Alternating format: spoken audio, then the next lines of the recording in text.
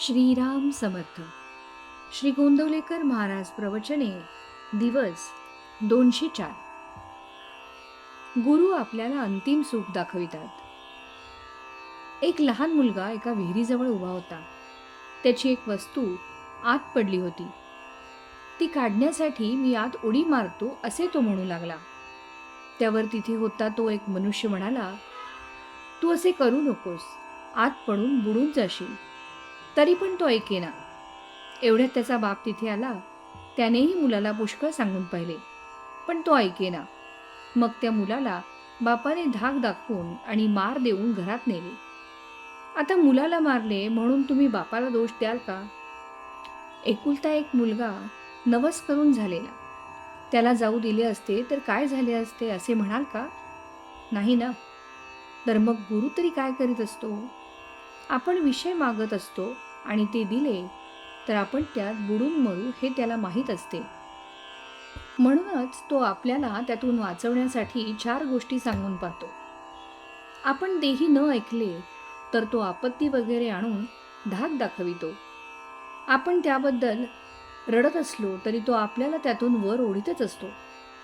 आपण तर चांगले शिकले सवरलेले पण त्या मुलाप्रमाणे अज्ञान नसून चांगले वयस्कर तरी सुद्धा आपल्याला विषयात उडी घ्यावीशी वाटते. गुरुने सांगितले लग्न करू नकोस, तर आपण लग्न कधी होईल म्हणून त्याच्या पाठीस लागत असतो. आणि शेवटी तर गुरुला समजतच नाही असे म्हणण्यापर्यंत आपली मजल जाते.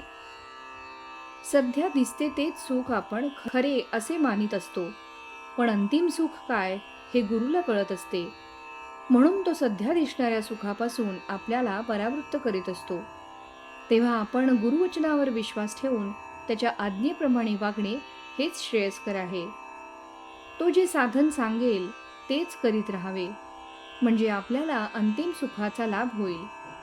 गुरु आज्ञा करतो म्हणजे काय करतो? तर आपले मन जिथे गुंतले असेल तिथून त्याला काढण्याचा तो प्रयत्न करतो.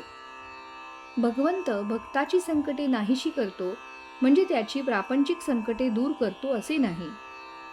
ती काय सहज दूर करता येतात, पण भक्ताला समाधानात ठेवून संकटे सहन करण्याची शक्ती भगवंत देतो. भक्ताला तो नेहमी स्मरणात ठेवतो. असे भक्तच संतपदाला पोचतात. एखाद्या विद्वान माणसाची विद्वत्ता ओळखायला आपण थोडे तरी विद्वान झाले पाहिजे. त्याचप्रमाणे संत ओळखायला संतांच्या ठिकाणी असणारा गुण थोडा तरी आपल्या ठिकाणी असला पाहिजे. संतांचा मुख्य गुण म्हणजे जे भक्तीला चिकटलेले असतात. सत्पुरुषांचे बाहेरून वागण्याचे प्रकार त्या त्या देशकालमानाने निरनिराळे असतात, पण आतले भगवंताचे प्रेम मात्र सर्वांचे एकच असते. तात्पर्य, प्रापंचिक जन विषय प्राप्तीसाठी झटतात, पण विषय मागूनही जो देत नाही त्यापासून परावृत्त करतो तो संत. श्रीराम समर्थ.